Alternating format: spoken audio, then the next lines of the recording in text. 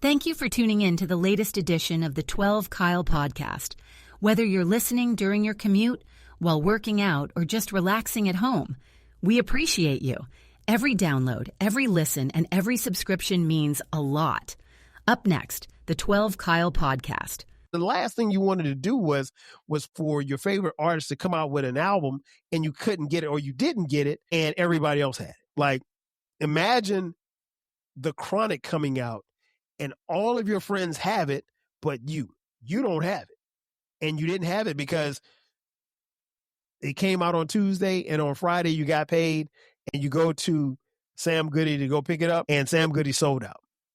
And then you go to Ray's Records and Ray's Records is sold out. And then you go to Best Buy and Best Buy is sold out. And you're sitting there and everybody else has this album and everybody's loving it. They're quoting songs, they're jamming to it, and you're left out. Ladies and gentlemen, thank you for listening. Thank you for downloading. And thank you for subscribing to the latest edition of the 12 Kyle podcast. I am your boy 12 Kyle. I want to thank you all for tuning in as you do each and every week. Shout out to those of you who are watching on YouTube as well as Spotify. Man, check this out.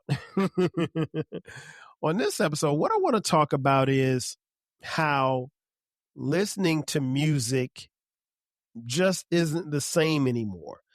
If you've been following the podcast, you know, probably about a month and a half ago, I did an episode talking about how watching TV isn't the same. And after listening to that particular episode, it got me to thinking, like, you know, not only is TV not the same, but listening to music isn't the same either. And what I realize is that there are some factors that play into how and why I listen to music and how it's consumed and the differences between the past and the present. Now, obviously, technology has changed a lot, and we'll touch on it a little bit in this episode, but there are some other fundamental things that have happened that make me think that things just aren't the same. And, you know, things have changed in some ways for the worse. Shout out to the homie Eclectic. Before Everything Changed is his podcast. If you haven't listened, go listen to his episodes. It'll really take you back as to how things used to be. And I'm going to touch on that in some way on this particular episode because this is kind of a look back. One of the things that I think has affected how we listen to music is how the music was created. You know, without the technology that they had once before, you know, you go into a studio, you cut a record, and, you know, a couple of months later, a year later, it comes out. It's different now. And I know that there are some factors that contribute to the music sounding and looking and feeling the way that it does. But how music was created is a big game changer. Back in the day, you would go to the studio, obviously, and you would basically live in the studio. I'm always fascinated when I hear, you know, some of my favorite musicians talk about how a certain album was created. Because here's the thing. If it was the 80s, the 90s, or the 70s, you know, I wasn't around, and if I was around, there was no way for me to tap into find out how a certain album was made. Like, I could ask a few people, but nobody knew how and why, you know, Straight Outta Compton was made, or, you know, any other hip hop or R&B album. Nobody knew how Al B. Sure made the In Effect Mode album. Nobody.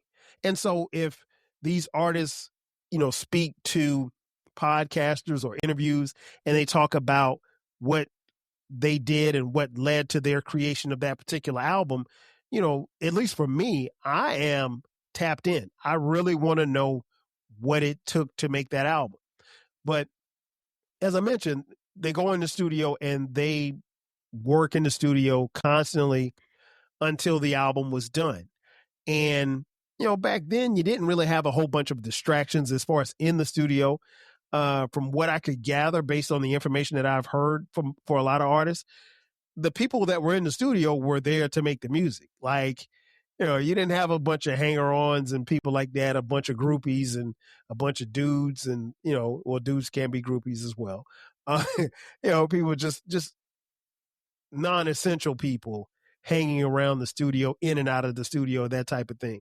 One thing I know that was very evident in hip hop in particular, back in the days when the music was created, you worked within your camp. Like, you didn't work outside of your camp. I mean, yeah, you had factions like the Native Tongue crew. But outside of Native Tongues, I mean, you didn't really have a lot of collaboration of different artists. It wasn't until we got to maybe about midway through the 90s where you started seeing a lot of artists from different parts of the country working together on music. And again, that would still be in the studio. Some of that happened after the quote unquote East Coast, West Coast beef, which, indirectly or directly led to the deaths of Tupac Shakur and the Notorious B.I.G., aka Christopher Wallace. But you didn't really work with people outside of your camp. And, your crew people could get on your records, but, you didn't have a lot of outside influence from outside of your crew. And that's why, this particular generation, they're used to hearing albums and songs with guest features. I remember years ago, the homie J. Cole made an album and he didn't have any guest features. And people were really like dumping on the fact that he didn't have any guest features. But, there was a point in time in hip hop and rap where you didn't have any guest features because outside of your camp, you didn't want anybody else on your record. And you didn't want anybody else on your record because, you didn't really want to be shown up on your own record.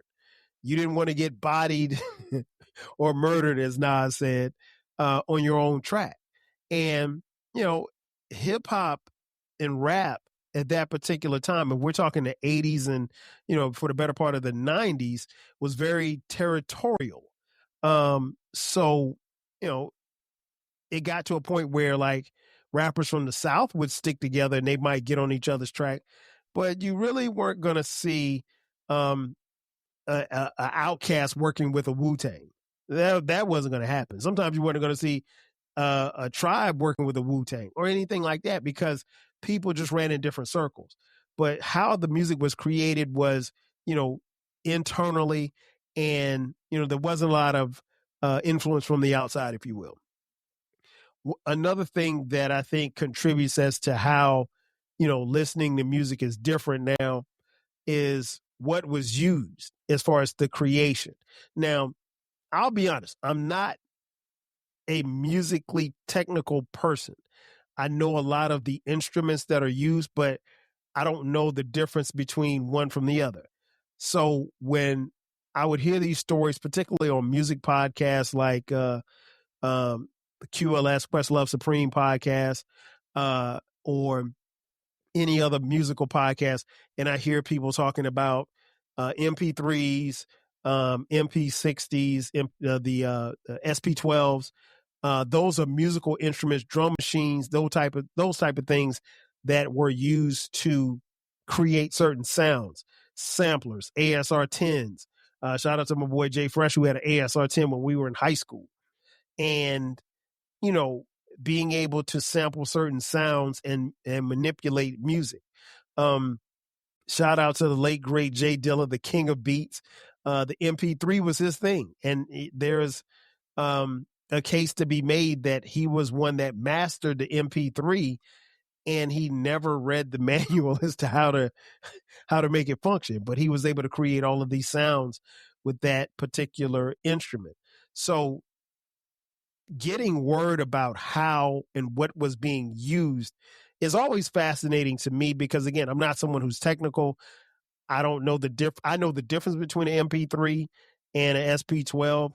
I don't know what a Linn drum looks like without looking it up. But all of these things are instruments that are used to help create a sound. I think that definitely changed over a period of time, and it made listening to music different because obviously the sound changed. If you listen to South Bronx from Boogie Down Productions, that was what, 87? Yeah, hip hop doesn't sound like that anymore. You know, that sounds totally different from if you listen to a beat from Pharrell or a beat from Timbaland in 2026 at the time of this recording. And it's supposed to sound different because technology's changed things. But I'm also interested to know about those instruments and what it took for those engineers and those producers to make the sounds that we hear. But listening to the music ain't the same. Another thing that made a huge difference as to why listening to music just isn't the same was how the music got to us. My first early thoughts on hip hop, or let me call it rap, because that's exactly what it was. It was rap music. My early memories and thoughts of rap music really came from what I heard on the street. And what I mean by street, I don't mean like on Flatbush Avenue, because I'm someone from a very small town in South Carolina. I'm from Florence, South Carolina. It's not a big place. It's not Brooklyn. It's not Compton. It's not, Houston, Texas. It's not Atlanta, Georgia. It's a very small place, but I was able to get my hands on music at a very young age, and a lot of it came on the streets. And what I mean by streets is I remember distinctly we had a neighbor that lived 2 houses down from us who he had an older brother that lived in New York City, and he would travel back and forth between Florence and New York City. And when he would go visit his brother in New York City, he would always come back with these cassette tapes. And these tapes had different types of rap from different artists, that some that I'd never heard of, some of them, very popular, like Curtis Blow and Run DMC. And I remember getting a tape from my neighbor, and he made me a tape, and I just remember just playing it and playing it and playing it. And it was just interesting how that music got to me. As we move further down the line, as far as time is concerned, the music, how it got to us was very particular. Rap music in particular, not so much as R&B, but rap music in particular came to us via the stores. So you had your, stores or music stores, I should say, your record stores, to be even more specific. I remember in my hometown, there's a place called Ray's Records. That's where we would do our shopping at. We would go to Ray's and we pick up tapes. And I remember buying cassette tapes for as little as $2. And this was 85, 86. But yeah, it was Ray's was kind of like a mom and pop place. It wasn't a chain place like Sam Goody or Manifest or anything like that. Shout out to Manifest. I spent a lot of money in Manifest. Shout out to the homie Danny Foxworth who used to hit Manifest as well. Fellow podcaster. Shout out. Salute. Yeah, we would go to, record stores and things like that. And then as it got bigger, there were places like Tower Records, as I mentioned, Sam Goody, places like that. Best Buy. I used to buy a ton of music from Best Buy. And slowly but surely, as it reached the level of the bigger stores, the chain stores, if you will, as far as how the music would get to us, the mom and pop places kind of got phased out a little bit. And I saw places like Ray's Records in my hometown, go out of business, because why go to Ray's when you can go to Best Buy? And Best Buy's got, every single CD or tape or cassette or album that you wanted. And Ray's had different type of selections. And, it was kind of like big bank take little bank. But that's how the music got to us. It got to us from the streets. It got to us in the mom and pop stores. It got to us in record stores, and then it got to us in bigger chain stores. Another thing was not only once it got to us, but how did we consume the music? That was another thing that made me realize how listening to music has changed. How do we consume music? I can remember I was born in 72, right? I can remember probably as early as the age of 6, where the car that we had as a family, uh, inside the front part of the car, the console was a little hole, and it was there for a 8-track. You could actually play music on an 8-track. And I don't remember the music that we had on 8-track. I probably should ask my parents, but I do remember us having access to an 8-track. And then from 8-track, it went to vinyl records, which, as I mentioned on several episodes of the Rap Soul podcast, be sure to check that out. Shameless plug. New episodes every Thursday as well. On the Rap Soul podcast, I mentioned how I grew up in a music household where my parents played music constantly, constant flow of music any and every day around the house. And one of the subtle but not so subtle differences between my house that I grew up in, the house where I raised my kids, is that I grew up in a house where the music got played, and my kids grew up in a house where the music got played in their ears. In my house growing up, the music got played everywhere in the house. You could have music in the bathroom. You could have music in the living room. In this house, it gets played in your ears. And that was just a sign of technology. But yeah, I mean, we had 8-tracks, we had tapes, and then I eventually moved on to CDs. And of course, I would be remiss if I didn't mention radio, because radio played a big part in the R&B that we consume. Shout out to the Quiet Storm. It also played a big part in the hip hop that we listened to. But hip hop was slower on the trajectory than R&B was, because there was a long period of time where your favorite hip hop song couldn't get airplay on radio in your hometown or any major city. And if it did, it was the late night mix, like maybe on a Saturday night. And then they eventually moved to, okay, well, we'll probably play it during the day. But even then, they were very selective, because I'll share the secret that everybody knows. Rap, as it was constructed, wasn't supposed to be around long. It was expected to be just a fad. It was something that they thought was going to be here today, gone tomorrow. It was going to be like breakdancing or it was going to be like disco. You get a couple of years and then it's all gone. And then, groups like Run DMC happen. Then people like LL Cool J happen. And then you have this huge explosion in the mid 80s, and rap is everywhere. And more importantly, it left the streets and it reached the suburbs. And once it got to the suburbs and there was a demand and a push for the music, all bets were off.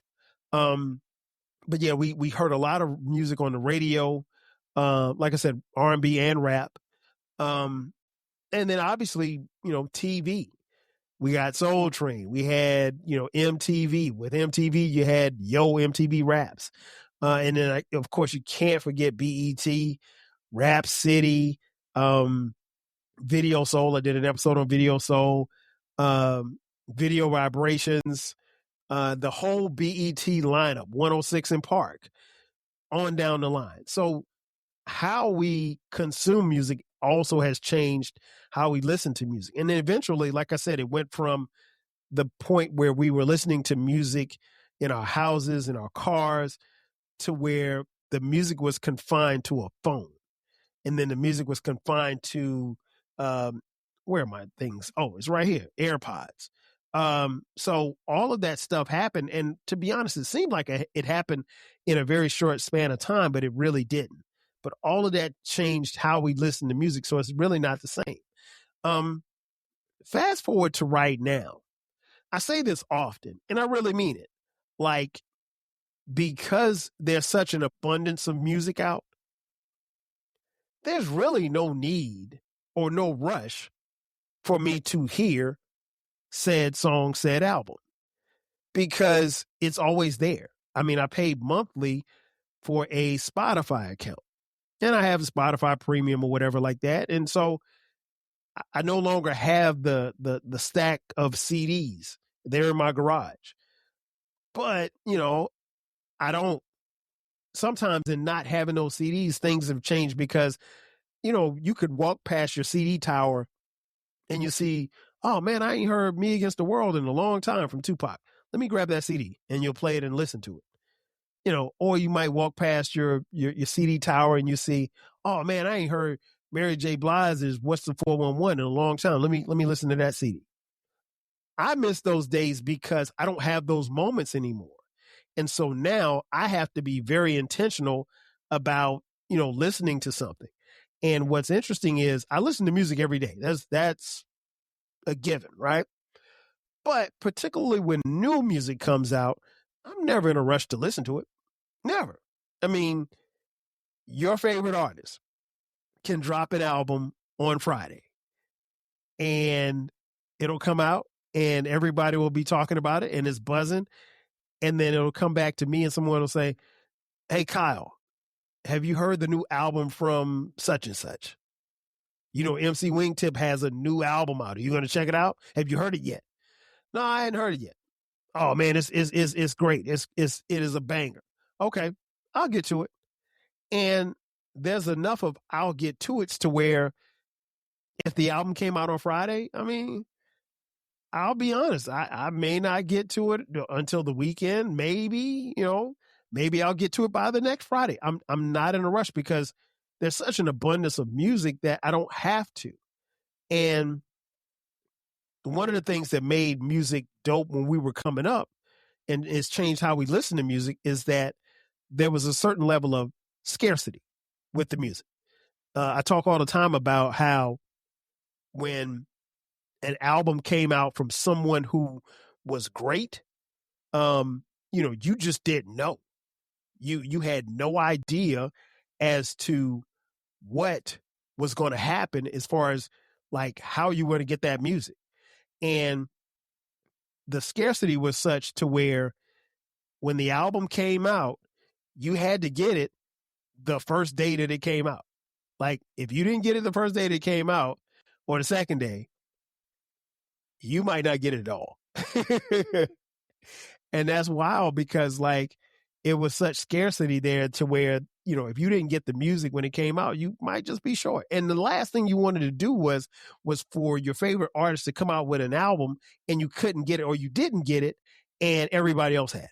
Like imagine The Chronic coming out and all of your friends have it, but you don't have it. And you didn't have it because it came out on Tuesday and on Friday you got paid and you go to Sam Goody to go pick it up and Sam Goody sold out. And then you go to Ray's Records and Ray's Records is sold out. And then you go to Best Buy and Best Buy is sold out. And you're sitting there and everybody else has this album and everybody's loving it. They're quoting songs, they're jamming to it and you're left out. Nobody wants to be left out when it comes to music. So that changed as far as how we consume music. And so the days of scarcity no longer exist because guess what? All I have to do is press a button on this phone and I'm going to hear music. I've paid for it. So I'm going to hear music. Now, I know what you're thinking. Well, what happens if Spotify folds up shop tomorrow? Well, I'm going to be in a little bit of trouble because now I still have CDs, but I don't really have a whole bunch of places where I can listen to CDs. In fact, outside of my car, there's no other place for me to listen to a CD. I don't have any, there's not a CD player in this computer. There's not a CD player in this room. There's no way for me to play these CDs. I used to keep my six disc CD changer loaded back in the day. Man, I haven't had a 6 disc CD changer since I got rid of that Nissan Sentra sitting on 13s. But so I said all that to say this, how we consume music is totally different. And like I said, it's not scarce anymore. So the reason why some of us rush to go listen to music, I don't have that rush anymore because I don't have to do it. The music isn't going anywhere. And to be honest, the music will come out on Fridays. And once the music comes out, it'll be the talk of your timeline through the weekend. But, who's to say that they're going to keep listening after the weekend? Who knows? Another thing is that has changed how we listen to music is how music is critiqued. With the advent of social media, everybody and their mama is now a music critic, or they're able to give their opinions on said music. And that's cool. But the thing about that is, and I always ask this question, do you want me to critique the music or do you want me to agree with you? Because you can't have both. Because if you ask me what I think about the music, I'm going to give you a fair and honest opinion. Doesn't necessarily mean that I'm going to agree with what you said or what you think of the music. If you ask me, hey, man, what do you think about this new album? Oh, it's okay. Oh, man, I think it's a classic. And then you're going to spend the next 15 minutes trying to convince me that it's a classic. Meanwhile, it's only been out for 8 hours. I'm not sure how it could be a classic in 8 hours, but hey, knock yourself out. My point in saying that is that I'm here for the critiques. I'm here to tell you what I think about the album if you ask. But I'm not here to agree or try to make myself agreeable to anybody who listens to this podcast or just gets my personal opinion on the music, because I'm always going to talk about the music. I'm always going to, like or dislike the music because I'm a music head. I'm a hip hop head. That's who I am. That's who I've always been. That's who I will always be. But the other side of it is that, no, I'm not here for the opinions. And another thing to add to that, personally, I don't care if you don't like the music that I like, because I like the music that I like. And your opinion doesn't matter. It's your opinion, but I never ask people about what they think about the music that I like. Why would I do that? That might be one of the dumbest things that you can do. It's my opinion. I'm not here to debate my opinion with nobody. That makes absolutely no sense to me whatsoever. But people get on the internet every day and do it. It's pointless to me, but hey, it is what it is. Some of you will listen to music and not be clear about what you've just heard. You will then turn to the internet to tell you whether or not it's good or not. That doesn't make any sense to me either. I know what I listen to, and if I like it, I like it. If I don't like it, it's cool. And I'm not here to tell you that you should be agreeable. I think that's foolish. If you like something, if you like something. You don't need, Joe Budden to tell you that it's good. You don't need the Source magazine to tell you that it's good. You don't need anybody to tell you that it's good. You know if it's good or not. So why do you waste your time asking people about what they think about what you've just heard? If you like it, that's all that matters. Listen, I have friends. Shout out to the homie Eclectic. I could call Eclectic right now. And if I say, hey, Eclectic, what do you think about A Tribe Called Quest's 4th album, Beats, Rhymes, Life? And he will tell you that album doesn't exist. I happen to love that album. I think it's a very, very solid album. But he doesn't think the album ever existed. He doesn't even acknowledge the album. So, but in saying that, that would be the gist of our conversation. I say, hey, I love this album. He said, I don't think that album ever happened to me. But it's not my job to convince him that the album was dope. And I think what we see is a lot of times, particularly on social media, people going above and beyond trying to prove how good something is. Listen, if you like it, cool. Don't get mad if somebody else doesn't like it. If it's something that I like, I have no problem with the fact that you may not like it. What I won't allow you to do is you tell me why I shouldn't like it or why I should like it. It ain't none of your fucking business what I like.